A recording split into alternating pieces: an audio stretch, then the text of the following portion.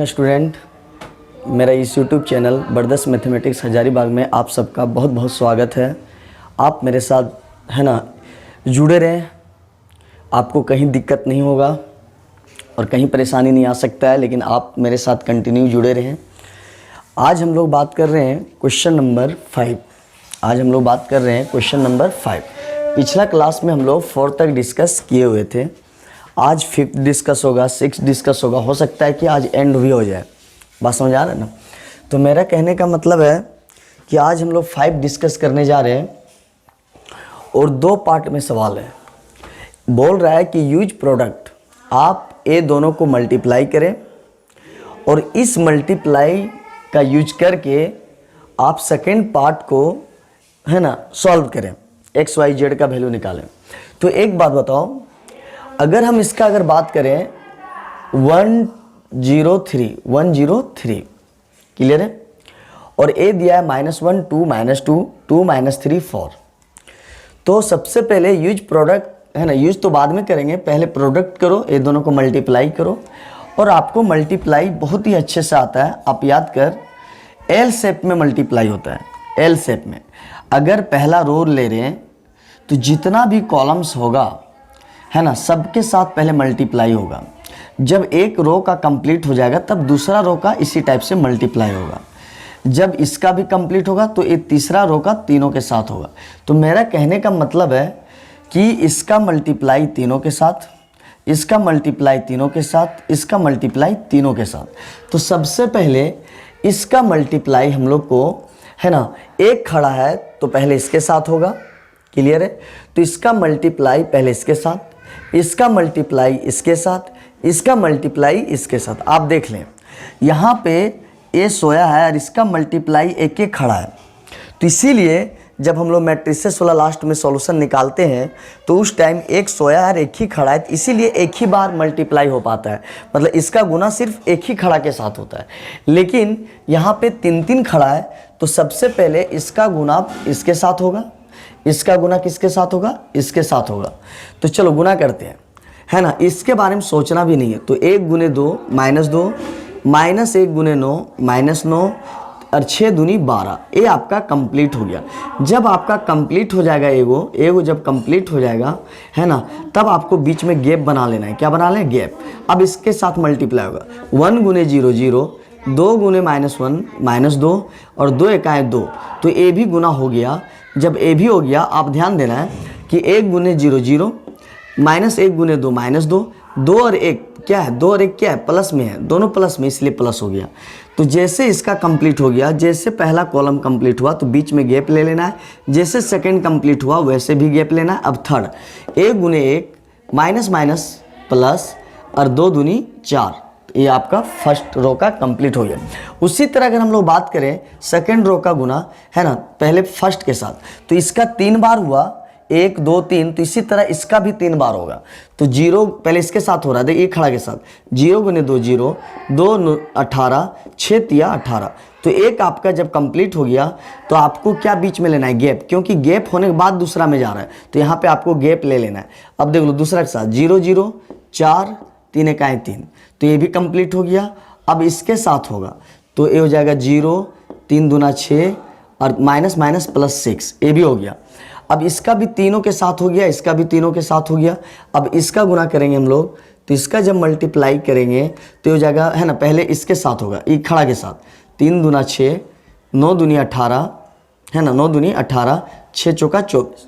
तो पहला जब खड़ा कंप्लीट हो गया तो आपको बीच में क्या करना है, सेकंड जाने के लिए बीच में गैप है तो आपको भी गैप बना लेना है। तो है ना 0 4 4 1 4, ये भी कंप्लीट हो गया। फिर आपको गैप लेना है, जैसे जैसे कंप्लीट होगा वैसे वैसे गैप लेते जाना है। 3 1 3 माइनस प्लस 3 दूनी 6 और 4 दूनी 8, ये आपका ए आ गया। और आप खुद देखें, बताया गया था कि अगर डायगोनल में 1 1 है, डायगोनल में क्या है 1 1 है, अब बाकी एलिमेंट्स ऊपर और नीचे सारा 0 है, ऊपर में भी और नीचे सारा जीरो है और बीच में क्या है 1 1 रहेगा, है ना, तो उसको हम लोग बोलते हैं आई मैट्रिक्स। अब कोई बच्चे का कहना है सर आई नहीं सर I3 होगा सर, तो भी सही है। I3 बता रहा है 3 रो 3 कॉलम का है, लेकिन अगर आपका इस टाइप से होता तो ये 2 रो 2 कॉलम का I2 होता। लेकिन हाँ आई लिखो या I3 लिखो कोई दिक्कत नहीं है, I3 भी लिख सकता है, आई भी लिख सकता है। चलो ये बात हम लोग को समझ में आ गया। अब अगर हम लोग बात करें थोड़ा सा, है ना, एक गुना तो हो गया और गुना करने के बाद मेरा क्या आया, है ना, 1 1 1 1 और 1 1 को क्या बोलते हैं हम लोग, आई बोलते हैं। क्या बोलते हैं हम लोग, आई बोलते हैं। ये मेरा क्या हो गया, आई। अब सुनना है क्या, इसको मान लिए ए, जो मन करे वो मान लो, है ना, जो मन करे वो मान लो। तो किसका गुना किए, ए, तो इसको हम लोग कुछ टाइम के लिए ए मान लिए और इसको हम लोग बी भी मान सकते हैं, सी भी मान सकते हैं। लेकिन आपको पता है कि जब मैट्रिसेस में एक बार यहाँ पे ए मानते हैं, एक्स मानते हैं और यहाँ पे बी मानते हैं, क्लियर है, तो बी जब मानते हैं तो इसको बी ना मान के आप एक नया नाम माने सी मान लें, या तो पी मान लें, क्यू मान लें, जो मानना है। तो हम इसको क्या मान लिए, सी मान लिए। ये मेरा ए था, ये मेरा सी था। लेकिन बहुत बच्चा का कहना है सर कि सर यहाँ पे भी आपको ए माने हैं और यहाँ भी ए माने, इसलिए क्योंकि यहाँ ए जो मान रहे हैं उसका वैल्यू और यहाँ भी ए का वैल्यू सेम ही दिख रहा होगा, देख लो, इसीलिए यहाँ भी ए और वहाँ भी ए सेम ही था, इसीलिए नाम, है ना, सेम ही हुआ। अब मान लो अगर मेरा नाम, है ना, अगर है, अब हम जगह अगर चेंज करें तो क्या मेरा नाम चेंज हो जाएगा, नहीं।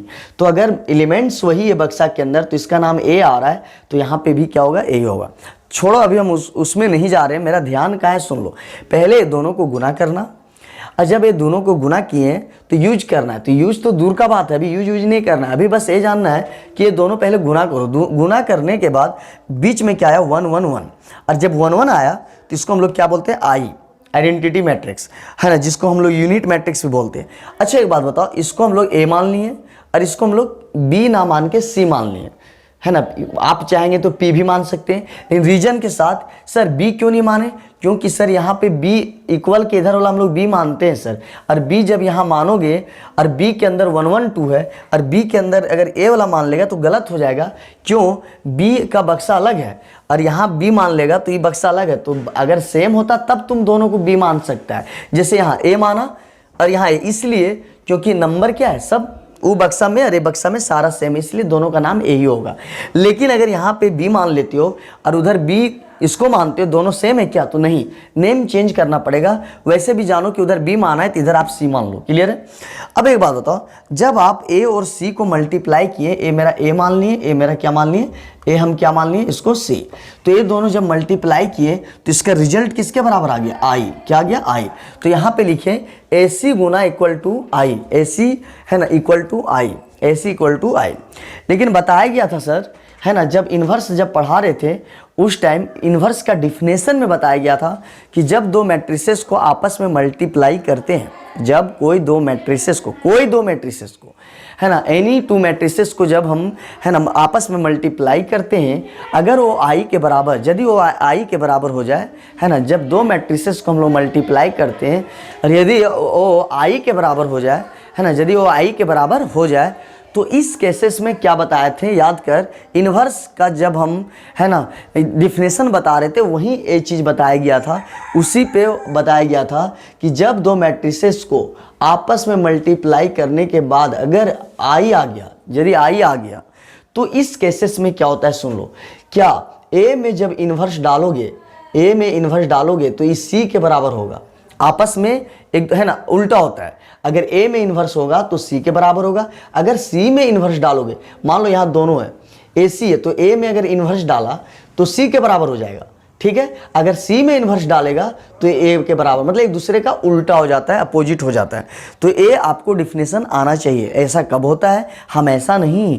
अगर मान लो ए सी गुना किया और 5 के बराबर आ गया, अगर मान लो ए सी गुना किया, है ना, ये अगर मान लो मैट्रिसेस आ गया 2 4 6, है ना, तो इस टाइप से नहीं। जब ए सी गुना करेगा और आई के बराबर, आई मतलब 1 1 वाला आना चाहिए, तब इस केसेस में, है ना, ए का इन्वर्स सी के बराबर होगा, मतलब एक दूसरे का अपोजिट, ए का इन्वर्स सी के बराबर होगा। तो ए में जब दी इन्वर्स डालेंगे, ए में अगर डालें इन्वर्स, आप सुन लो, अगर ए में इन्वर्स डालेंगे और एक बार सी में इन्वर्स डालेंगे, तो ए में इन्वर्स डालेंगे तो सी के बराबर दे देगा, और जब सी में इन्वर्स डालेंगे तो ए के बराबर, मतलब ए का सी देगा और सी का ए देगा, तो ये अपोजिट हो जाता है। क्लियर है?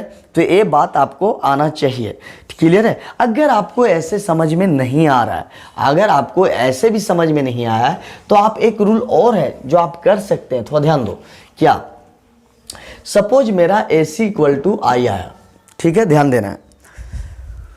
अब मान लो आप अगर ये मानना नहीं चाह रहे कि A इनवर्स इक्वल टू सी और C इनवर्स इक्वल टू ए कैसे हो जाता है, सर आप तो रटवा दे रहे, नहीं ऐसा डिफिनेशन में था, रटाए नहीं रहे, एक दूसरे का अपोजिट होता है। कब? जब दो मैट्रिसेस का गुना अगर I के बराबर होगा, ध्यान से सुनना है, दो मैट्रिसेस का मल्टीप्लाई अगर I के बराबर होता है ना, तब क्या होता है, तो A में अगर इन्वर्स डालोगे तो A किसके बराबर देगा? C के बराबर, और C में अगर इन्वर्स डालोगे उस टाइम A के बराबर होगा। तो देखना है कि A में अगर इन्वर्स है तो C के बराबर होगा, अगर C में अगर इन्वर्स दे दिया है तो A के बराबर होगा। ऐसा है, ऐसा रूल है, ऐसा डिफिनेशन है, ऐसा बोलता है। अगर इसमें भी आपको बिलीव नहीं है तो आगे देखो एक चीज और, मान लो AC इक्वल टू तेरा I आया, मतलब इसको A माना और इसको C माना, दोनों का मल्टीप्लाई किया, I के बराबर आया।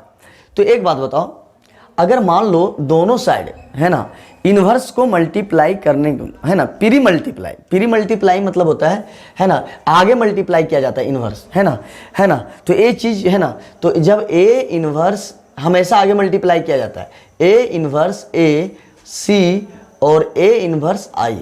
क्लियर है? तो याद कर, बताया गया था A inverse A equal to I के बराबर होता है। क्या होता है? A इन्वर्स A किसके बराबर होता है? I, है ना, तो A inverse A equal to किसका हो जाएगा? I। C इक्वल टू, अब एक बात बताओ, I का वैल्यू 1 होता है, I का वैल्यू 1 होता है, तो दोनों में क्या हो जाएगा? I हट जाएगा, तो देख लो C किसके बराबर? A inverse. समझ आ रहा है बात? क्या ये सही हुआ ना? चलो दूसरा, अगर मान लो AC इक्वल टू I है तो A इन्वर्स से मल्टीप्लाई किया, अब क्या करते हैं, अगर AC है और I दिया है तो अब C इन्वर्स से करते हैं। क्या करते हैं? C इन्वर्स से। तो ये मेरा हो जाएगा, है ना, ये आ जाएगा C इन्वर्स AC और C इन्वर्स I, एक बार A इन्वर्स से एक बार C इन्वर्स से। तो एक बात बताओ, C और C इन्वर्स, अगर A इन्वर्स A I देता है तो C इन्वर्स C भी I देगा, तो यहाँ A बचेगा, इसके बदले में I, और यहाँ क्या बचेगा? C inverse I। तो I का वैल्यू 1, I का वैल्यू 1, A इक्वल टू क्या हो गया? C inverse. अब तू रिजल्ट देख, A इन्वर्स बराबर C, A इन्वर्स बराबर C, क्लियर, और C इन्वर्स बराबर A। तो अगर A में इन्वर्स है तो C के बराबर, A में इन्वर्स है C, और C में इन्वर्स है तो किसके बराबर है? तो देख लो ये प्रूफ हो गया। बात समझ आया? तो आप ऐसे भी कर सकते हैं, या तो फिर आप जान लो, अगर आपको डिफिनेशन से अगर करना है तो सुन ले दोस्त, बन गया। अगर आप अगर समझ ले रहे हैं, देखो यार, ए क्वेश्चन का मेन मकसद है इसको समझना, इसको समझना। अगर आप ये समझ जाते हो, अगर ए पूरा लाइन समझ जाते हो तो फिर क्वेश्चन में कोई परेशानी नहीं होगा। तो आप कोशिश करो, इधर मत समझो, इधर समझा हुआ चीज है, इधर भी गुना करना आता है सबको, गुना करने के बाद आई आया है, ए भी आपको आता है, ए भी आपको आता है। सिर्फ कहाँ दिक्कत कर देगा? ये 3 लाइन दिक्कत करेगा, जो 3 लाइन, ये मात्र 2 लाइन दिक्कत करेगा। ये तो AC इक्वल टू आया है, आई आया है, AC इक्वल टू आई तो आया है। तो हमको अगर ये 2 लाइन अगर जो है ना, जो स्टूडेंट समझ गया तो हमको लगता है इधर कहीं परेशानी नहीं होगा, क्योंकि ये चीज़ मेरा क्या है, समझा हुआ चीज़ है। तो ध्यान देना, इसको अच्छे से समझना है। अगर रिपीट कर रहे हैं, दोबारा रिपीट कर रहे हैं, अगर मान लो PQ इक्वल टू आई के बराबर हुआ, क्या हुआ? PQ इक्वल टू आई, तो समझ जाना है, अगर यही दोनों में देखना है, खाली देखना है PQ आई के बराबर आया कि नहीं। अगर आई के बराबर आ गया है तो आई को अब नहीं सोचना, अगर आई आ गया तो अब आई के बारे में सोचना नहीं है। तो सुनना है, अगर P इनवर्स और एक बार क्या देना, Q इनवर्स, तो जब P में इनवर्स होगा तो उस टाइम Q में नहीं होगा, जब उस टाइम P में अगर इन्वर्स दोगे तो उस टाइम Q में नहीं होगा, अगर जब Q में इन्वर्स देगा तो उस टाइम P में नहीं होगा। यही आपको समझना था। अगर आप ये समझ लिए तो आपका क्वेश्चन बन गया। तो मेन यही समझ, आप क्या देखें, फिर एक बार रिपीट कर रहे हैं, अगेन रिपीट, कि अगर P में इन्वर्स देते हो तो उस टाइम Q में मत देना, जब P में इन्वर्स देगा तो उस टाइम है ना Q में नहीं देना, और जब Q में इन्वर्स दोगे तो उस टाइम P में नहीं देना। तो मतलब यहाँ से समझ गया कि अगर हम A में इन्वर्स दे रहे हैं तो C में नहीं देना, और जब C में इन्वर्स दे रहे हैं उस टाइम A में नहीं देना। ऐसा कब दिया जाता है? जब दोनों का मल्टीप्लाई I के बराबर हो। हाँ, अगर PQ I के बराबर होगा तब ऐसा लिख सकता है। समझ आ रहा है ना? जब PQ किसके बराबर होगा? I। AC जब I के बराबर हो तब। अगर मान लो है ना XY अगर I के बराबर है, क्या है? I, तब इस ऐसा लिख सकता है कि जब x में इन्वर्स होगा और y में इन्वर्स होगा, तो जब i के बराबर होगा तो x में इन्वर्स देगा तो y में मत देना। अगर y में इन्वर्स है, अगर किसमें y में है तो इसमें x में मत देना। मतलब एक टाइम में दोनों में इन्वर्स नहीं देना है। एक टाइम में है ना, एक टाइम में दोनों में इन्वर्स नहीं होगा। अगर आप P इन्वर्स होगा उस टाइम Q में नहीं देना, अगर Q में होगा उस टाइम तो आपको देखना है कि कोई मेंबर जिस मेंबर में होगा उसका अपोजिट मेंबर में नहीं देना है। तो आपको समझ में आ गया होगा। तो यहां से आपको आ गया कि जब दो मैट्रिसेस का मल्टीप्लाई, अगेन रिपीट, अगर दो मैट्रिसेस का मल्टीप्लाई अगर I के बराबर, यार मेरे को ये समझाना है, मेरे को ए समझाना। अगर ए हम समझा लिए ना तो इधर मेरे को 2 मिनट भी नहीं लगेगा, टाइम 2 मिनट भी नहीं लगेगा। मेरे को ए समझना है और तेरे को भी यही समझना है, इधर सब समझ में आ जाएगा। तो अगर दो मैट्रिसेस का मल्टीप्लाई अगर आई के बराबर होता है, कब? आई के बराबर, तब अगर ए में इन्वर्स और सी में इन्वर्स, तो अगर ए में इन्वर्स देना है तो उस टाइम एक ही टाइम में सी में मत देना। अगर सी में इन्वर्स है तो उस टाइम ए में मत देना। तो यहां से आपका 2 रिजल्ट मिल गया कि अगर ए इन्वर्स होगा तो उस टाइम सी में नहीं होगा, और सी में इन्वर्स होगा उस टाइम ए में नहीं होगा। अब सुन लो, अब इसका कंडीशन आपका आ गया है ना। जब ए दोनों को गुना किए तो आपका 2 केसेस आया कि अगर ए इन्वर्स में होगा तो सी नहीं होगा, और सी में जब इन्वर्स होगा तो ए नहीं। तो इसका यूज करना है, इस प्रॉपर्टी का यूज करना है। यही बोला है कि ये दोनों को प्रोडक्ट किया है और उसका यूज करना है। उसका क्या करना है? यूज करना है। तो सुनना है, अगर ए मेरा क्या है, ए मेरा अगर गिवन इक्वेशन है, अब इसको सॉल्व करना है। अब इसको हम लोग को क्या करना है? सॉल्व करना है। तो जब हम लोग इसको सॉल्व करेंगे तो लिखेंगे given equation written in matrix form, है ना। सबसे पहले क्या करेंगे, सेकंड पार्ट में ए मैट्रिक्स को अगर बनाना है तो सबसे पहले इक्वेशन को क्या बनाएंगे? Matrix form. ए आपको आता है तो सुन लो, ए को क्या मानते हैं? ए को क्या मानते हैं? ए को क्या मानते हैं, है ना, एक्स के पहले वाला 1, यहाँ पे 0 गुने x है, यहाँ पे कुछ नहीं है। तो यहाँ पे क्या है? 0 गुना x। तो आप समझ लो x नहीं है तो 0 है, कल बताया गया था। तो 1 0 x के जम क्या है? 3। क्लियर है? मतलब x के पहले 1, x यहाँ है नहीं, था नहीं, x नहीं था तो बोले थे जहाँ नहीं होगा समझ जाना 0, क्योंकि x कब गायब हुआ होगा? जब 0 गुने x, और 0 गुने x क्या हो गया होगा? 0, है ना। तो जिसमें x नहीं उसमें 0 x है। y क्या है? y के पहले क्या है? -1, y के पहले 2, y के पहले -2, z के पहले 2, z के पहले -3 और z के पहले 4। ये मेरा a बन गया। मतलब x के आगे, y के आगे और z के आगे को हम लोग a बोलते हैं। अच्छा, एक बात होता है, वेरिएबल कितना है? x y z। तो x = x y z, और इक्वल के इधर क्या बोलते हैं? इक्वल के इधर हम लोग बोलते हैं b। तो क्या हो जाएगा? 1 1 2, ये आपका b हो गया। अब याद कर, एक बात बताओ, जब हम लोग है ना एक्सरसाइज 8 में एक्सरसाइज 8 में जब हम लोग बनाते हैं तो उस टाइम हम लोग को इस फॉर्मूला का जरूरत पड़ता है। लास्ट टाइम ये फॉर्मूला करते हैं जिसमें से x पता रहता है, जिसमें से b भी पता है। अब आपको a इन्वर्स निकालना पड़ेगा। क्या निकालना पड़ेगा? a inverse. तो यहाँ से हम लोग a इन्वर्स निकालते हैं, जो कि a इन्वर्स निकालने के लिए हम लोग को एडजॉइंट a और उसका डिटर्मिनेंट का जरूरत पड़ता है। तो यहाँ पे x दिया रहता है, b भी ऑलरेडी दिया हुआ है, तो हम लोग को a से क्या बनाना रहता है? a inverse. और a इन्वर्स निकालते हैं, जैसे a इन्वर्स कब निकलता है? जब कोफैक्टर निकालते हैं, एडजॉइंट निकालते हैं, इसके बाद मेरा a इन्वर्स निकलता है। तो x b और a इन्वर्स यहाँ डाल देते हैं तो मेरा क्वेश्चन बन जाता है। लेकिन इस बार a इन्वर्स नहीं निकालने का जरूरत है। क्यों? सुनना है, क्यों? इसका यूज करके बनाना है। तो अगर तुम फिर अगर a इन्वर्स निकाल देते हो तो फिर इसका यूज कहाँ किया? फिर तो तुम x रख ही दिया, ए तो बी तो रखाएगा ही, और ए का क्या निकाल दिया? A inverse. और ए इन्वर्स निकाल के इस ए का जब ए इन्वर्स निकालेगा तो यहाँ रख दिया, तो फिर इसका यूज कहाँ हुआ? इसका यूज हुआ क्या? नहीं। तो इसीलिए इस बार इस अपने ही में नहीं बनाना है। इस एक्स का ले लिया, बी ले लिया, इस ए का अगर ए इन्वर्स निकाल देगा, इस क्वेश्चन का ए का अगर ए इन्वर्स निकाल देगा तो ए इन्वर्स निकल गया, बी निकल गया, एक्स निकल गया, तो आप अपने ही में ही बन गया। इसका फिर यूज कहाँ हुआ? तो बोला है इसका यूज करना है आपको। तो सुन लो, एक्स दिया है, बी दिया है, तो सुन लो इसका यूज कैसे करेंगे। रिजल्ट यही ना आया था इसका यूज करना मतलब इसका यूज करना, ये दोनों गुना किए तो रिजल्ट यही आए। अब खुद सोचो, ए इन्वर्स के जगह में देखो, ए इन्वर्स के जगह हम क्या बैठा देंगे सी, तो यहाँ से मेरा बच गया। अब हमको A inverse equal to adjoint A by A determinant नहीं निकालना पड़ा। क्यों? बोला था इसका यूज करना है, क्या बोला था पिछला, है ना, इसका है ना गुना का यूज करना है, इसका प्रोडक्ट का यूज करना है। प्रोडक्ट जब किए तो ए इन्वर्स किसके बराबर होता है? जब ए में जब इन्वर्स होगा उस टाइम आपको पता है कि सी में नहीं होगा, एक टाइम में दोनों पे इन्वर्स नहीं होगा। तो ए में जब इन्वर्स होगा उस टाइम सी में नहीं होगा। तो इस बार ए इन्वर्स, ए का इन्वर्स एडजॉइंट बट्टे ए का डिटर्मिनेंट नहीं निकालना है, बल्कि ए इन्वर्स का डायरेक्ट यूज कर लेना है। तो ए इन्वर्स का वैल्यू क्या डाल देना है? सी। तो A inverse equal to C. Since इसका अप्लाई किए कि ए इन्वर्स के जगह में निकालना नहीं है, बल्कि पिछला इसका यूज करना है। तो ए इन्वर्स के जगह हम क्या यूज कर लेना है? अच्छा, ए रिजल्ट जो आया इसका ना आया, तो इसका यूज क्या हो गया? इस बार अगर ए इन्वर्स निकालते हो एडजॉइंट, ए इन्वर्स अगर निकालते हो adjoint A by A determinant, तो इसका फिर यूज कहाँ किया? इसका रिजल्ट का यूज कहाँ किया? इसीलिए निकालना नहीं, बल्कि अगर निकालना नहीं बल्कि इसका यूज करना है। वो तब करते हैं जब कहीं नहीं लिखता है यूज करना, किसी का यूज करके बनाओ। तो हम लोग को इस बार निकालना नहीं है बल्कि इसका यूज करना है। तो ए इन्वर्स के जगह हम क्या बैठा देंगे? सी। ए इन्वर्स के जगह हम क्या बैठा देंगे? सी। अब बता दो, एक्स भी पता है, क्या पता है? एक्स भी पता है, बी तो पता है।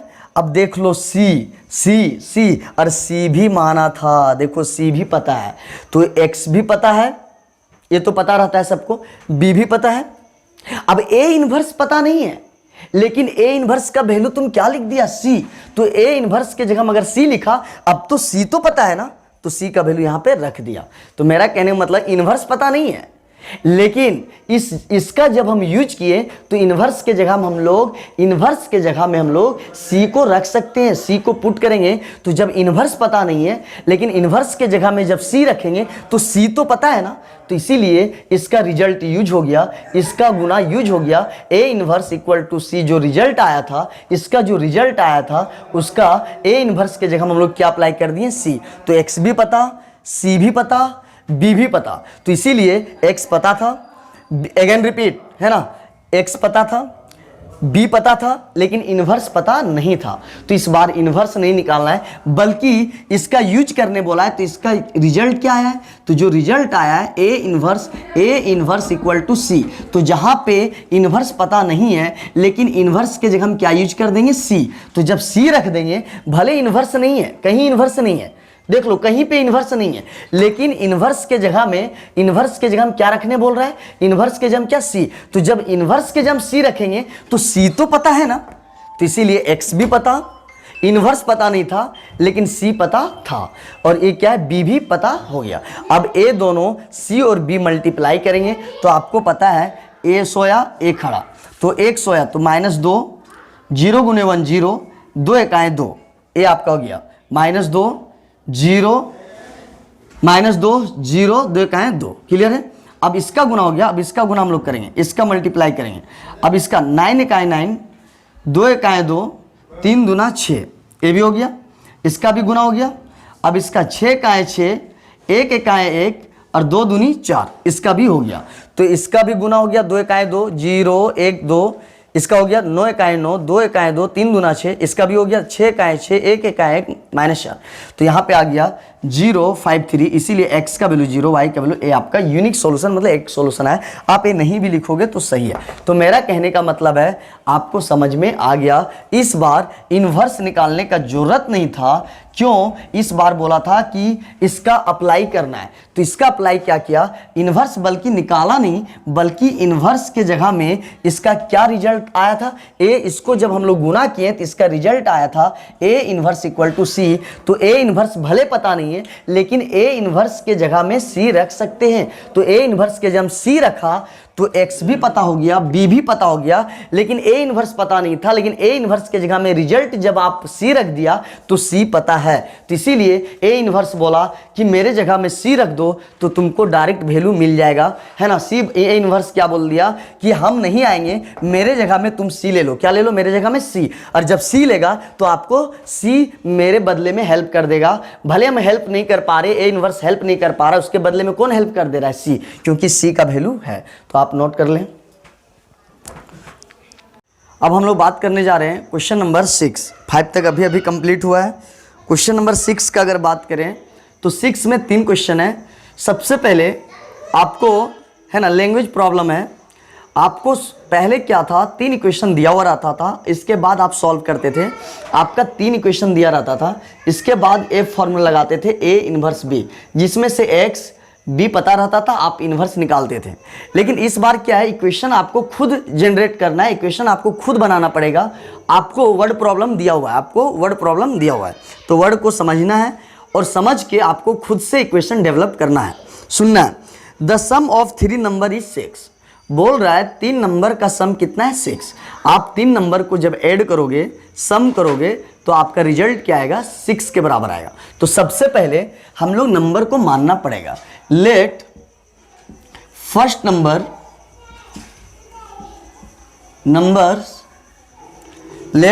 Number be x, second number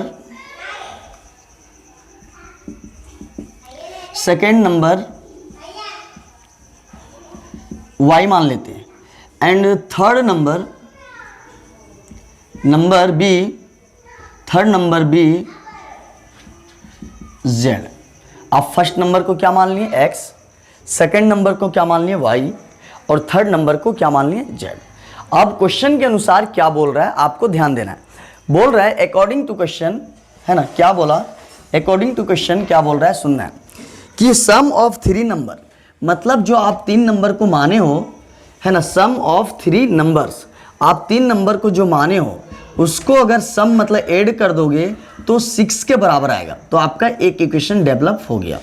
जब 3 नंबर को आप पहला नंबर x माने हैं, दूसरा नंबर y माने, थर्ड नंबर को z माने, फोर्थ नंबर इसलिए नहीं मनाया क्योंकि यहाँ पे चर्चा जो किया जा रहा है 3 ही नंबर का बात आ रहा है ना। अब बताओ तीनों नंबर का ऐड किया तो 6, पहला इक्वेशन। अब बोल रहा है if we multiply third number by 3, मतलब बोल रहा है कि हम लोग मल्टीप्लाई करते हैं थर्ड नंबर में बाई 3, 3 से मल्टीप्लाई करना, बाई मतलब मल्टीप्लाई करना है थर्ड नंबर में 3 से। तो थर्ड नंबर कौन है, z, तो z में कितना से मल्टीप्लाई किया, 3 से। तो बोल रहा है थर्ड नंबर बाई पहले बात समझना है, मल्टीप्लाई थर्ड नंबर क्या है, z है। अब मल्टीप्लाई करना है, क्या करना है, आगे देखो, बाई 3 मतलब 3 से, बाई मतलब मल्टीप्लाई करना है।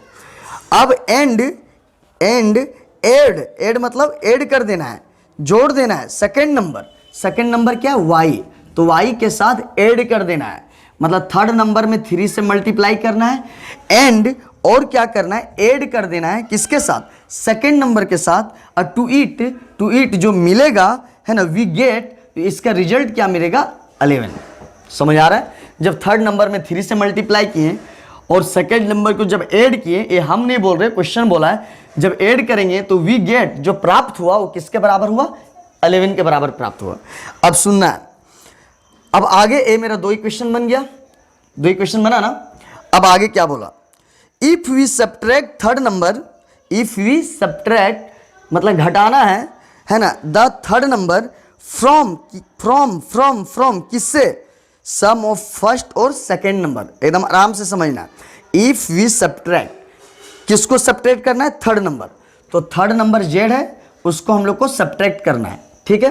थर्ड नंबर को क्या करना है, सब्ट्रैक्ट द थर्ड नंबर को सब्ट्रैक्ट करना है फ्रॉम, कहाँ से, किससे, सम ऑफ पहले यहां देखना है, सम ऑफ किसका, फर्स्ट, मतलब फर्स्ट क्या है, x, किसका सम, फर्स्ट एंड सेकेंड, मतलब फर्स्ट और सेकेंड का सम में से, है ना, sum of first and second. सुनना है, sum of first and second subtract by third, तो इसमें थर्ड अगर सब्ट्रैक्ट करेंगे तो रिजल्ट क्या बोल रहा है, वी गेट, जो प्राप्त होता है -1 के बराबर। ये मेरा 3 इक्वेशन आया, और ये 3 इक्वेशन को आपको x y z का वैल्यू निकालना है, जो आपको बहुत अच्छे से आता है, ये आपको बहुत अच्छे से आता है ना।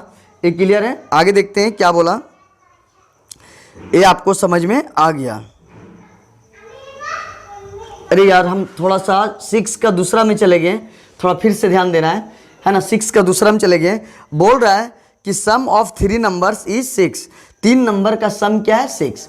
तो फर्स्ट नंबर x माना, सेकंड नंबर y माना, थर्ड नंबर z माना, और तीनों नंबर का एड जब किया तो 6 के बराबर आ गया। थोड़ा है ना मिस्टेक हो गया, हम आगे चले गए। इसके बाद बोल रहा है if we multiply third number, if we multiply third number, तो थर्ड नंबर कौन है, z को मल्टीप्लाई करना है, मल्टीप्लाई थर्ड नंबर, मल्टीप्लाई, सुनना है ध्यान से सुनना है, मल्टीप्लाई थर्ड नंबर कौन है, z, क्या से मल्टीप्लाई करना है, बाई 3, आप 3 से मल्टीप्लाई कर दो, एंड एड, इसके बाद ऐड करना है, जोड़ दो सेकंड नंबर क्या माना, y, ठीक है। वी गेट क्या प्राप्त हुआ, 11 के बराबर, क्या प्राप्त हुआ, 11। ये मेरा दूसरा इक्वेशन हो गया। अब आगे देखना है, by adding first and third number, adding first and third, तो फर्स्ट कौन है, x और थर्ड कौन है, z, दोनों को क्या करना है, add, adding first and third, जो ऐड फर्स्ट और थर्ड को हम कर चुके हैं। इसके बाद वी गेट प्राप्त होता है, वी गेट मतलब बराबर, वी गेट मतलब प्राप्त हुआ, इसके बराबर, जब ये दोनों को ऐड किया, ये दोनों जब ऐड किया तो वी गेट प्राप्त हुआ, प्राप्त मतलब ये दोनों के बराबर है, किसके बराबर, डबल ऑफ सेकेंड नंबर, तो सेकेंड नंबर का डबल। तो ये आपका बोला कि जब adding first and third number, जब ये दोनों को ऐड करेगा तो वी गेट मतलब समझ रहा है कि ये दोनों जब ऐड किए, जैसे 5 और 4 ऐड किए तो वी गेट कितना मिला, 9, तो इक्वल टू 9 होगा ना, तो है ना, फर्स्ट और थर्ड को ऐड किए तो वी गेट मतलब हो गया इक्वल, मतलब जब ऐड किए तो रिजल्ट क्या आया, सेकेंड नंबर का डबल के बराबर आ गया, तो सेकेंड नंबर क्या बोला, डबल हो जाएगा। तो यहां से 3 इक्वेशन आया, तो पहला इक्वेशन तो सच में सही है ना, ये 6, और सेकेंड इक्वेशन भी सही है, y plus 3z equal to 11। लेकिन अभी तक जितना भी इक्वेशन पढ़े होंगे x y z एक तरफ होता है, तो यहाँ मिस्टेक है, x minus 2y plus z equal to 0, क्योंकि इधर आ गया।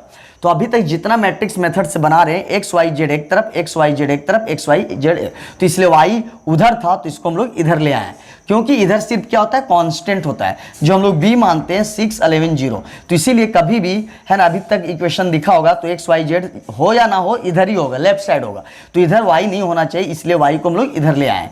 अब बता दो यहां से मैट्रिक्स फॉर्म नहीं बनाएगा, लेट है ना, इक्वेशन बिकम्स या तो written as in matrix form, matrix form. अब मैट्रिक्स फॉर्म जब बनाओगे तो क्या बनता है, ax equal to b, clear है। अब यहां तक बनने के बाद a को हम लोग क्या से डिनोट करते हैं पता है, तो a मेरा क्या हो गया, x के पहले वाला 1, यहाँ x नहीं है तो 0 प्लस x, सॉरी x नहीं है तो समझ लेना है ना, एक क्या होगा, x क्या आगे 0 होगा, तो यहाँ पे 1 0, x के पहले 1, y के पहले 1 है 1, y के पहले 1 1, और y के पहले -2, क्लियर है। और z के पहले 1, z के पहले 3, z के पहले 1, ये मेरा a हो गया, और x मेरा 3 वेरिएबल है x y z, क्लियर है। और b मेरा क्या है, इक्वल के इधर b मानते हैं, तो मेरा 6 11 0, इसमें दिक्कत नहीं होना चाहिए। अब एक बात बताओ, जब इसको तुम जब बनाओगे तो फ्रॉम इक्वेशन 1, जब इस इक्वेशन से बात करेगा फ्रॉम इक्वेशन 1, तो x इक्वल टू क्या निकालेगा, है ना, याद कर a है ना, x निकालना है तो a बट्टा में जाएगा, तो b बाई a, तो है ना, तो b तो ऊपर में है तो ये नीचे a है, तो a 1 है तो ऊपर जाएगा तो -1 हो जाएगा, तो इसको जिसको हम लोग इन्वर्स बोलते हैं। अब सुन लो, याद कर, हम लोग बहुत क्वेश्चन किए हैं, दूसरा का तीसरा का, तो x का वैल्यू दिया हुआ है, b भी रख दोगे तो आपको यहां से क्या निकाल लेना है, a इनवर्स। इस बार यूज नहीं करना है ना, इस बार a इनवर्स निकालना पड़ेगा, ये कहीं बोला यूज करो नहीं, तो आपको a इनवर्स के लिए adjoint a by a determinant, तो यहां से आप a डिटर्मिनेंट निकाल लेना, प्लस माइनस प्लस करके, क्लियर है। इसके बाद प्लस माइनस प्लस करके आप डिटर्मिनेंट निकाल लोगे। इसके बाद आपको क्या निकाल लेना है, कोफैक्टर निकालने के बाद एडजॉइंट, तो इनवर्स निकाल के x दिया है, b दिया है, और इन्वर्स का वैल्यू यहाँ रख देना, तो आपको x y z आपका निकल जाएगा। ये था 6 का फर्स्ट नंबर। अब सेकंड नंबर इक्वेशन हम बना देते हैं। सेकंड नंबर का इक्वेशन सुनो क्या है। अगर हम इक्वेशन बना देंगे तो आप लगता है कि आप क्वेश्चन बना सकते हैं, क्योंकि x दिया है ना, b भी दिया हुआ है, और यहाँ से आप क्या निकाल लेंगे, a इनवर्स, और a इनवर्स बराबर एडजॉइंट a बाई डिटर्मिनेंट है। चलो सेकंड इक्वेशन क्या बोलता है, सम ऑफ 3 नंबर इज -1, क्या बोला, सम ऑफ 3 नंबर इज -1। तो सबसे पहले let first numbers x, second numbers y and third numbers z according to question के अनुसार। क्वेश्चन क्या बोल रहा है सुनना है। सम ऑफ 3 नंबर, सम मतलब एड, वो भी क्या, सम ऑफ 3 नंबर। तो 3 नंबर को जो माना है, 3 नंबर का सम x y z इज है किसके बराबर है, -1। तो इज या वी गेट मतलब होता है बराबर। इज बोले चाहे पहला क्वेश्चन में जैसे बोला था वी गेट, तो बोल देता कि सम ऑफ 3 नंबर वी गेट प्राप्त होता है किसके बराबर, -1, तो भी इक्वल टू -1। अगर x + y + z इज है किसके बराबर, माइनस, तो इज और वी गेट का मतलब क्या आपको लिखना है, बीच में इक्वल लिख देना है। तो तीनों नंबर का जब ऐड करोगे तो किसके बराबर मिलेगा, -1। ये आपका पहला इक्वेशन हो गया। अब दूसरा इक्वेशन सुनना है, मल्टीप्लाई सेकेंड नंबर बाई 2, मतलब मल्टीप्लाई करना है, सेकेंड नंबर है बाई मतलब कितना से, 2 से। तो सेकेंड नंबर y है, उसमें कितना से मल्टीप्लाई, 2। चलो आगे देखो, थर्ड नंबर बाई 3, और थर्ड नंबर को कितना से मल्टीप्लाई करना है, 3 से। थर्ड नंबर को कितना से करना है, 3 से। एंड एड देम, और दोनों को ऐड कर देना है ना, ऐड देम इज या वी गेट, अगर लिखा है वी गेट तो किसके बराबर मिल जाएगा, 5। समझ आ रहा है। फिर एक बार सुन लो, क्या बोला, वी मल्टीप्लाई सेकेंड नंबर कौन है, y, मेरा y, सेकेंड नंबर बाई 2, मतलब बाई मतलब मल्टीप्लाई किससे, 2 से। तो सेकेंड नंबर 2, क्लियर है। थर्ड नंबर कौन है, z, थर्ड नंबर क्या है, z, बाई कितना से मल्टीप्लाई करना है, 3 से, बाई 3 बाई मतलब 3 से, है ना। थर्ड नंबर बाई कितना से, 3 से। एंड एड देम, दोनों को ऐड करना है, वी गेट क्या रिजल्ट मिला, 5 के बराबर। तो ये आपका दूसरा इक्वेशन हो गया। थर्ड इक्वेशन सुनना है क्या, subtract third number from sum of first and second number, मतलब है ना, थर्ड नंबर को सब्ट्रैक्ट करना है। थर्ड नंबर को क्या करना है, सब्ट्रैक्ट, थर्ड नंबर को सब्ट्रैक्ट, थर्ड नंबर में नहीं, थर्ड नंबर से नहीं, थर्ड नंबर को सब्ट्रैक्ट करना है।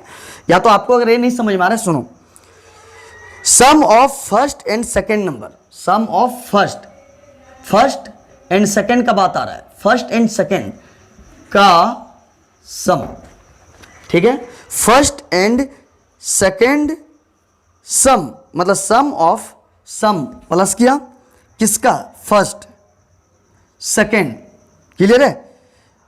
फ्रॉम सब्ट्रैक्ट थर्ड नंबर को क्या करना है, सब्ट्रैक्ट करना है ना, थर्ड नंबर को क्या करना है, सब्ट्रैक्ट करना है। तो क्या मिल गया, है ना, third number subtract we get -1। तो यहाँ से आपका 3 इक्वेशन मिल गया। तो जब 3 इक्वेशन मिल गया तो अच्छा बात है, x y z इधर ही है तो इसलिए कांस्टेंट है, तो ये इक्वेशन आपका सही है। और एक क्वेश्चन में क्या था, y इधर था इसलिए आपको इधर लाना पड़ा।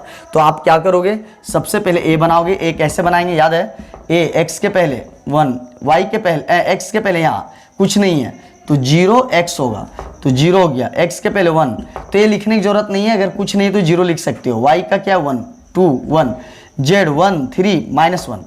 अब x क्या मान लोगे, x y z, क्लियर है। और x y z हो गया, 3 वेरिएबल है, x y z दिख रहा है। और इक्वल के इधर क्या मानते हैं, b, तो b मेरा क्या हो जाएगा 1 5 -1, ये मेरा b हो जाए। अब याद कर, हम लोग फ्रॉम इक्वेशन 1 से अगर लिखेंगे इक्वेशन 1 से, तो x निकालने के लिए कौन फॉर्मूला लगाते हैं, a इनवर्स b। तो जिसमें से x पता है, b पता है, तो आपको यहाँ से a इनवर्स निकालना पड़ेगा, जो कि a इनवर्स बराबर एडजॉइंट a बाई डिटर्मिनेंट। तो यहाँ से plus minus plus a determinant निकाल लेना और एडजॉइंट निकाल लेना। तो x दिया है, b भी दिया है, तो सिर्फ इतना लेट क्यों करेगा, क्योंकि a इनवर्स निकाल के यहाँ डाल देना। तो ये मेरा था, है ना, सेकंड नंबर क्वेश्चन। तो देखना है सेकंड नंबर का last step, sum of first and second number, sum of first and second. तो फर्स्ट एंड सेकंड का क्या बोला, सम, क्लियर है। Third number subtract third number, subtract क्या करना है, थर्ड नंबर फ्रॉम कहां से, sum of first and second. तो फर्स्ट एंड सेकंड का सम करो और उसमें से थर्ड को क्या कर देना है, थर्ड किस में लगाया है, सब्ट्रैक्ट थर्ड, थर्ड के पहले सब्ट्रैक्ट है, इसलिए थर्ड के पहले क्या लिखा, सब्ट्रैक्ट। तो ये आपका इक्वेशन बन गया। ए है ना, ए आपका क्या हो गया, सेकंड नंबर। एक लास्ट क्वेश्चन है जो आपको देखना है ना, थर्ड नंबर 6 का थर्ड इक्वेशन बन गया। तो मेन इक्वेशन बनाना था, लैंग्वेज दिया था, है ना, वर्ड प्रॉब्लम था, तो आप बन जाएगा। अब अगर हम बात करें 6 का थर्ड नंबर, क्या बोला सुन लो। बोल रहा है cost of 4 kg onion, 3 kg wheat and 2 kg rice is, है ना, 60 रुपीज़ दिया हुआ है, 60 रुपीज़ दिया हुआ है। अब जब 60 रुपये दिया है, तीनों का जब 4 kg है ना प्याज को खरीदेगा, 3 kg गेहूं को खरीदेगा और 2 kg चावल को खरीदेगा, तो उसका टोटल प्राइस आपका क्या हो जाएगा, है ना, वो 60 रुपये के बराबर आ जाएगा। तो सबसे पहले 4 kg का प्राइस हम नहीं निकाल सकते जब तक 1 kg का प्राइस पता नहीं हो। तो 1 kg का कॉस्ट पता होना चाहिए। तो पर kg का आप पहले कॉस्ट पता करो। सबसे पहले कोई चीज़ भी अगर हम जाते हैं, शॉपिंग करने जाते हैं, या तो फिर है ना राशन खरीदने कहीं जाते हैं, तो सबसे पहले उसको पर kg के हिसाब से हम लोग, है ना, उसका पूछते हैं कि क्या रेट है या कैसे, है ना, कॉस्ट क्या है। तो मेरा कहने का मतलब पर kg के हिसाब से कॉस्ट जानना पड़ता है। जैसे आप मान लो आटा लेने गए, तो आप देखते होंगे कि अगर मान लो 300 रुपया बोल दिया 5 kg का, तो आपको पता चल जाता होगा कि 5 से जब डिवाइड मारोगे तो 5 6 30, तो यहाँ से आपका पता चल जाता होगा कि पर kg 60 रुपया पड़ा। सर अगर मान लो कहीं 60, अगर आपको कहीं बोल देता है 310 रुपया, तो आपको यहाँ से समझ में आ जाता है कि रेट कुछ ज़्यादा है। तो मेरा कहने का मतलब है ना, 4 kg ऑनियन का हम दाम कैसे बता पाएंगे, क्या बता पाएंगे क्या, नहीं, जब तक पर kg का दाम पता नहीं हो। तो सबसे पहले देखना है, सबसे पहले हम लिखेंगे cost of, let cost of 1 kg onion, है ना, 1 kg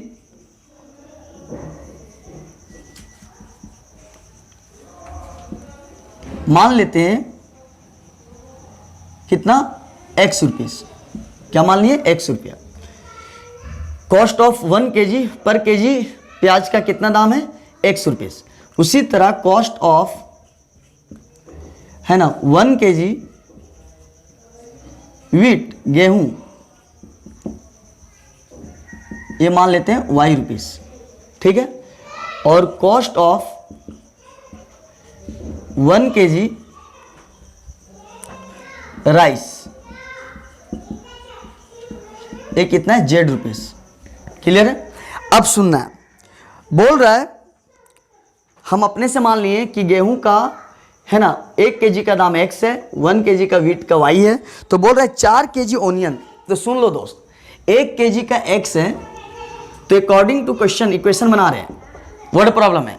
तो 1 kg का x है तो 4 kg, तो 1 kg का x है तो 4 kg का कितना हो जाएगा, 4x। क्यों, समझ आ रहा बात, क्योंकि 1 kg का x, फिर 1 kg का x, फिर 1 kg का x, फिर 1 kg का x, तो 4 kg का कितना जगह, 4x। बात समझ आ रहा है। अब क्या बोला, 3 kg वीट, 3 kg, तो 1 kg वीट का कितना y, तो 3 kg कितना, 1 kg y, दूसरा kg y, तीसरा kg y, तो पर kg का कितना, 3 kg का 3y। चलो क्लियर है। अब बोल रहा है 2 kg राइस, तो 1 kg राइस का z है, 1 kg का z है। अब कितना kg ले रहा है, 2 kg, तो 1 kg का z है, फिर 1 kg का z होगा, तो z कितना हो जाएगा, 2z हो जाएगा। अब बोला इज कितना प्राइस है, 60 रुपया। तो 4 kg प्याज लिया, 3 kg वीट लिया और 2 kg राइस लिया, तो उसको कितना बिल देना पड़ रहा है, 60 रुपया। कितना देना पड़ रहा है, ये कितना देना पड़ रहा है, ये कितना, 60 रुपया। तो ये मेरा तीनों ऐड किया, है ना, जब मार्केट गया तो 4 kg ऑनियन लिया, 3 kg वीट लिया और 2 kg राइस लिया, तब उसको कितना पेड करना पड़ रहा है, 60 रुपया। क्लियर है। अब सुनना है, आगे देखो, बोल रहा है कॉस्ट ऑफ 2 kg ऑनियन, तो 2 kg 1 kg का x है, फिर 1 kg का x है, तो x कितना हो जाएगा, 2x। चलो अब क्या बोला, 6 kg राइस, 4 kg वीट, तो 1 kg का कितना है, y रुपया, तो 4 kg, तो 1 kg का y, फिर 1 kg का y, फिर 1 kg का y, फिर 1 kg y, तो 4 kg का कितना हो जाएगा, 4y। क्लियर है। प्लस 6 kg राइस, तो 1 kg का z है, तो 6 kg कितना, 1 kg z, फिर z, फिर z, फिर z, z कितना, एक जब लेगा तो जेड रुपया देना पड़ेगा, 1 kg फिर लगा जेड रुपया देगा, क्योंकि 1 kg का जेड रुपया दाम है। तो कितना 6 बार, तो 6Z इक्वल टू कितना है 90 रुपया। ये आपको 90 रुपया बिल भरना पड़ेगा। क्लियर है। अब थर्ड इक्वेशन बोल रहे 6 kg ओनियन, तो 1 kg का x है तो 6 kg का कितना जाए 6x। चलो 4, अब क्या बोल है ना 2 kg वीट, तो 2 kg वीट का कितना हो जाएगा, 1 kg वाई है तो 2 kg का 2 वाई हो जाएगा, सिंपल है। 3 kg का 3 वाई हो जाएगा। और 3 kg राइस का, तो राइस का कितना है जेड है, तो 3Z इक्वल टू कितना के बराबर 70। तो आप यहाँ से है ना, आप यहाँ से आप बना सकते हैं है ना। तो यहाँ से आप क्लियर हो गए हैं कि 6 नंबर तक क्वेश्चन हम लोग का कंप्लीट हो गया। अब हम लोग टाइप 2 में आएंगे, आप नोट कर लें। थोड़ा सा हम लोग कॉन्सेप्ट देखते हैं कंसिस्टेंसी का है क्या चीज़ है। इसको 2 पार्ट में बांटा गया है, एक पार्ट में कंसिस्टेंट और दूसरा पार्ट में इनकंसिस्टेंट, जिसमें कंसिस्टेंट का मतलब होता है रखना और इनकंसिस्टेंट मतलब नहीं हो रखना। अगर हम ठेठ में बोले तो कंसिस्टेंट नहीं बोलता है कि यार उसके अंदर कंसिस्टेंसी नहीं है यार, है ना, तो है ना उसके अंदर इनकंसिस्टेंट है। मतलब कहने का मतलब है कंसिस्टेंट का मतलब होता है रखना उस, है ना, और इनकंसिस्टेंट मतलब नहीं रखना। तो कंसिस्टेंट का मतलब होगा है सॉल्यूशन, मतलब सॉल्यूशन आएगा, और इनकंसिस्टेंट का मतलब नो सॉल्यूशन, एक भी सॉल्यूशन नहीं आएगा। तो याद कर, जहां सॉल्यूशन आ रहा है तो उसका क्या हो गया, सॉल्यूशन निकल रहा है। तो कंसिस्टेंट मतलब जो भी काम हो रहा है कंसिस्टेंसी हो रहा है, कंसिस्टेंट के रूप में हो रहा है। और एक क्या हो गया इनकंसिस्टेंट मतलब नो सॉल्यूशन, ये डायरेक्ट बोल दिया मेरे अंदर नहीं है। तो मेरा कहने का मतलब है कंसिस्टेंसी को 2 पार्ट में बांटा गया, एगो कंसिस्टेंट और एगो इनकंसिस्टेंट, जिसमें कंसिस्टेंट का मतलब होता है रखना, मतलब सॉल्यूशन प्राप्त होगा।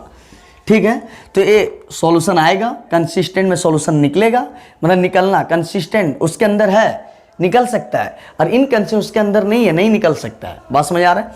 तो कंसिस्टेंट मतलब है सॉल्यूशन, मतलब सॉल्यूशन पॉसिबल है, और इनकंसिस्टेंट मतलब नो सॉल्यूशन, कोई सॉल्यूशन नहीं आएगा। अब सॉल्यूशन आएगा तो किस टाइप से आएगा ध्यान देना है। तो कंसिस्टेंट का मतलब रखना, सॉल्यूशन आएगा, कैसा सॉल्यूशन होगा 2 टाइप का।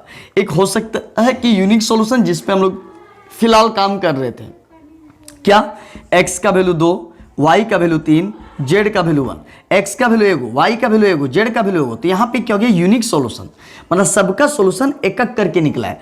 इसका भी x का वैल्यू 1 है, y का वैल्यू 1 है, z का भी वैल्यू 1 ही है, तो इसीलिए इसका नाम पड़ा यूनिक सॉल्यूशन, मतलब ओनली 1 सॉल्यूशन। तो इसी को है ना, ये हम लोग कर चुके हैं, यूनिक सॉल्यूशन का काम कर चुके हैं। अब हम लोग करने जा रहे हैं मैनी सॉल्यूशन और इन्फिनाइट सॉल्यूशन।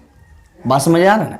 अब ये चीज़ हम लोग अभी तक देखे नहीं है, ये चीज़ आएगा कुछ देर में आएगा, लेकिन ये चीज़ हो चुका है कि x का वैल्यू 2, y का वैल्यू 3, z का वैल्यू 5, तो ये एक वैल्यू आ रहा था, तो उसको बोलते हैं है ना यूनिक सॉल्यूशन ओनली 1 सॉल्यूशन। तो आपको यहाँ से पता चल गया कंसिस्टेंसी को 2 पार्ट में बांटा गया है, एक पार्ट कंसिस्टेंट, दूसरा पार्ट इनकंसिस्टेंट। कंसिस्टेंट मतलब रखना, मतलब सॉल्यूशन रखा है उसके अंदर जाओगे तो आएगा, मतलब है ना कंसिस्टेंट में सॉल्यूशन निकलेगा, है ना उसके अंदर है रखा है, तो अगर ये रखा होगा तो उसके अंदर से सॉल्यूशन आएगा। तो कंसिस्टेंट का मतलब सॉल्यूशन आएगा, और किस टाइप का सॉल्यूशन आएगा, जब वो देगा, अगर वो बोल दिया कि हाँ हम देंगे, तो जब वो सॉल्यूशन देगा तो किस टाइप का सॉल्यूशन आएगा, इसमें बात बनेगा, इसमें बात क्वेश्चन उठता है कि अगर वो दे रहा है तो कितना दे रहा है, ये क्वेश्चन उठ सकता है। तो किस टाइप का देगा, या तो यूनिक सॉल्यूशन देगा, या तो देगा तो बहुते देगा। इसका कहना हम देंगे तो एक देंगे, और नहीं तो फिर बहुत ज़्यादा देंगे। तो मतलब कंसिस्टेंट के अंदर 2 टाइप से होता है, या तो सॉल्यूशन देगा तो एक देगा, और नहीं तो बहुत ज़्यादा देगा।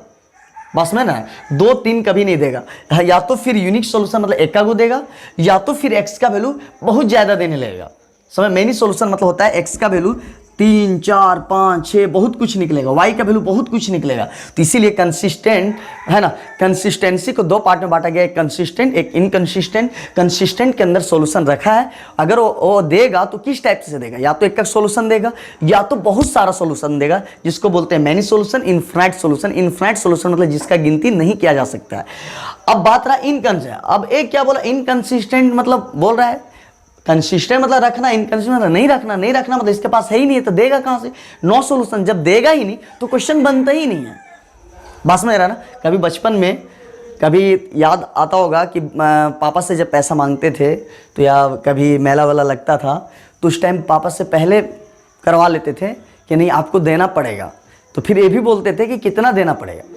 कंडीशन आता था कि पापा बोलते हाँ ठीक है देंगे ज़रूर, है ना, लेकिन बोलते थे नहीं उस दिन आप कितना दीजिएगा। तो क्वेश्चन बनता था ना कि अगर हाँ कोई इंसान अगर तैयार हो गया देने के लिए तो वहाँ क्वेश्चन बनेगा कि नहीं पापा हमको 10 रुपये चाहिए, नहीं पापा 100 रुपये चाहिए, क्वेश्चन बनने लगा।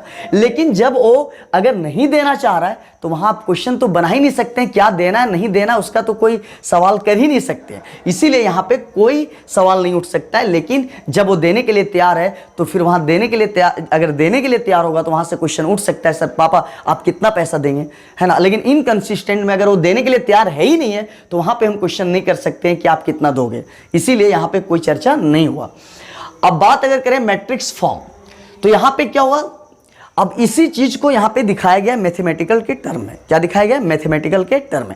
ये तो आपको लिख दिया गया कंसिस्टेंसी को दो पार्ट में, एक कंसिस्टेंट एक इनकंसिस्टेंट। और कंसिस्टेंट मतलब रखना, मतलब हम मेरे को देगा, रखा है तो देगा तो वहाँ या तो एक देगा या तो बहुत ज्यादा देगा। और इनकंसिस्टेंट मतलब कुछ देगा ही नहीं, तो वहाँ तो चर्चा ही नहीं है, देने का बात तो आ ही नहीं रहा है, तो वहाँ तो एक और दो तो कर ही नहीं सकते।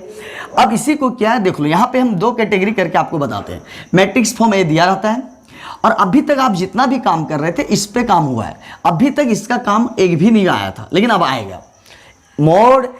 ए डिटर्मिनेंट का वैल्यू 0 कभी नहीं आया था, चाहे 7 चैप्टर पढ़ा हो चाहे अभी तक 8 चैप्टर पढ़ा हो, लेकिन अभी तक नहीं आया था, लेकिन अब आएगा, इसीलिए इसका थ्योरी बताया जा रहा है।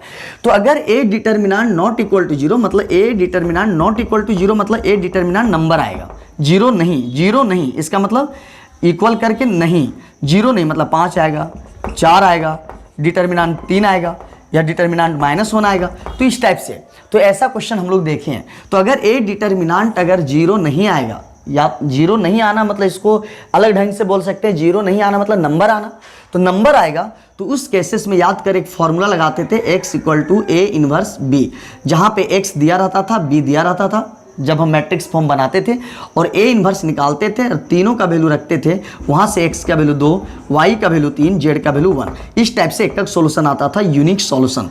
अच्छा एक बात बताओ, अगर यूनिक सॉल्यूशन आया है ना, जब डिटर्मिनेंट नॉट इक्वल टू 0 रहेगा तो हमेशा क्या मिलेगा, यूनिक सॉल्यूशन। ये आपको जहन में होना चाहिए। और अभी तक हम लोग इतना बनाए सब में नॉट इक्वल टू 0 आ रहा था, और जब नॉट इक्वल टू 0 आ रहा था तो वहाँ पे x का वैल्यू 2, y का वैल्यू 3, z का वैल्यू 4, इस टाइप का एक आ रहा था, इसीलिए इसका नाम पड़ा यूनिक सॉल्यूशन। तो हमको पता चला जब a का डिटर्मिनेंट, अब इतना याद नहीं रखना है, अगर डिटर्मिनेंट नॉट इक्वल टू 0 हुआ तो इसमें यूनिक सॉल्यूशन होगा। क्या होगा, यूनिक सॉल्यूशन। क्लियर है। अब सुनना है, अब एक बात बताओ, ए डिटर्मिनेंट इक्वल टू 0 ऐसा अभी तक आया नहीं था, लेकिन अब आएगा, अब इसके बारे में भी थोड़ा पढ़ लें।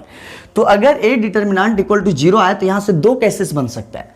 एक क्या होगा, दो है ना, अगर डिटर्मिनेंट 0 आएगा तो यहां दो केसेस होगा। पहला केस, अगर एडज्वाइंट ए गुना बी, जो एडज्वाइंट आप निकालोगे और बी का वैल्यू वहां दिया रहेगा, ये दोनों दिया रहेगा, है ना, मतलब बी दिया रहेगा, एडज्वाइंट निकाल के अगर एडज्वाइंट ए जैसा आप हम लोग निकालते, मान लो ए दिया था तो ए निकालने के लिए तो पहले कोफैक्टर निकालता है, फिर एडज्वाइंट निकालता है, एडज्वाइंट निकालना।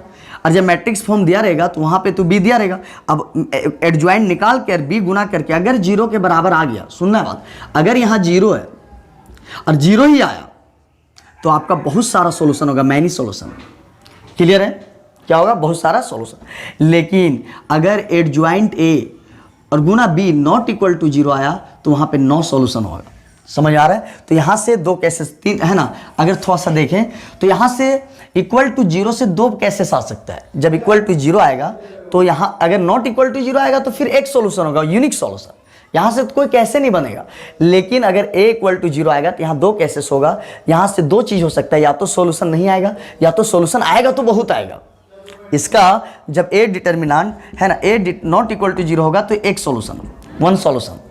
लेकिन ए डिटर्मिनेंट है ना, ए डिटर्मिनेंट अगर है ना 0 के बराबर आ जाए, 0 के बराबर आ जाए तो यहाँ पे दो केसेस है, या तो 9 सॉल्यूशन, 0 पे 9 सॉल्यूशन, या तो आएगा तो बहुत ज़्यादा देगा, तो नहीं देगा तो नहीं देगा, और देगा तो बहुत देगा।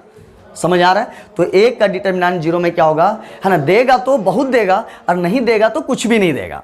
समझ आ रहा है ना। और ए डिटर्मिनेंट इक्वल टू 0 में क्या होगा, एक सॉल्यूशन। अब एक बात बताओ, जहां पे सॉल्यूशन निकलेगा उसको क्या बोलेंगे, कंसिस्टेंट। क्यों? अगर सॉल्यूशन निकल रहा है मतलब उसके पास है तभी तो दे रहा है। तो जहां सॉल्यूशन निकलेगा वहां कंसिस्टेंट, जहां पे मेनी सॉल्यूशन मतलब सॉल्यूशन आ रहा है वहां कंसिस्टेंट, और जहां सॉल्यूशन नहीं दे रहा है मतलब इनकंसिस्टेंट। समझ आ रहा है? तो जहां सॉल्यूशन देता है वहां क्या बोलेंगे? कंसिस्टेंट। और जहां पे सॉल्यूशन नहीं देगा, रिपीटेड, जहां पे सॉल्यूशन दे, चाहे एक सॉल्यूशन दे चाहे बहुत सारा सॉल्यूशन दे, उसको बोलेंगे कंसिस्टेंट। मतलब रखा है तभी तो दे रहा है। लेकिन अगर इनकंसिस्टेंट आया तो नो सॉल्यूशन। तो नो सॉल्यूशन में इनकंसिस्टेंट, और जहां सॉल्यूशन देगा उसको क्या रखना है? जैसे यहां सॉल्यूशन चाहे एक दे चाहे दो दे, कंसिस्टेंट। यहां भी सॉल्यूशन दे रहा है, कंसिस्टेंट, और जहां नहीं देगा वहां पे क्या बोलना है? इनकंसिस्टेंट। अब आपको हमको लगता है बहुत अच्छे से याद हो गया कि कंसिस्टेंट किसको बोलते हैं, इनकंसिस्टेंट कहाँ बोलते हैं, किसको बोलते हैं। ये बहुत अच्छे से थ्योरी क्लियर हो गया। अब एक बार हम रिकॉल करवा रहे हैं, बाकी फिर हम क्वेश्चन पे आ जाएंगे। क्या ध्यान देना है मेरा बात, क्या ध्यान देना है? थोड़ा सा ध्यान दो कि तुरंत याद होना चाहिए, नहीं कि रूम में बैठ है ना रट रहा है, ऐसा नहीं है। सबसे पहले ध्यान देना है, ए डिटर्मिनेंट नॉट इक्वल 0, तो इसका एक केसेस यूनिक सॉल्यूशन, ठीक है।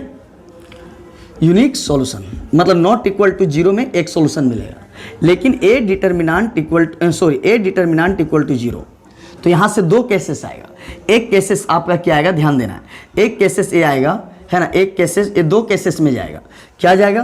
पहला केसेस अगर एडजॉइंट ए गुना बी अगर 0 आया तो बहुत सारा सॉल्यूशन, यहां पे दो केसेस बनेगा। अगर 0 आएगा तो बहुत सारा सॉल्यूशन, या तो नहीं देगा या तो कुछ भी नहीं देगा। देगा तो देगा, बहुत देगा, नहीं देगा तो कुछ भी नहीं देगा। देगा तो बहुत देगा और नहीं देगा तो नो सॉल्यूशन। क्लियर है? तो यहां से आपको अच्छे से याद कर लेना है, नॉट में ए नॉट याद रखना एक सॉल्यूशन, और 0 में क्या होगा? देगा तो बहुत देगा और नहीं देगा तो कुछ भी नहीं देगा। क्लियर है? तो 0 में क्या होगा? देगा तो बहुत देगा और नहीं देगा तो कुछ भी नहीं देगा। तो इसका कहना है 0 का याद रख, ए तो याद रहता है यार, ए याद करो, एकदम ये याद करो। 0 में देगा तो बहुत देगा, देगा तो बहुत देगा और नहीं देगा तो कुछ भी नहीं देगा। ये चीज आपका हो गया, और इसका मतलब एक देगा।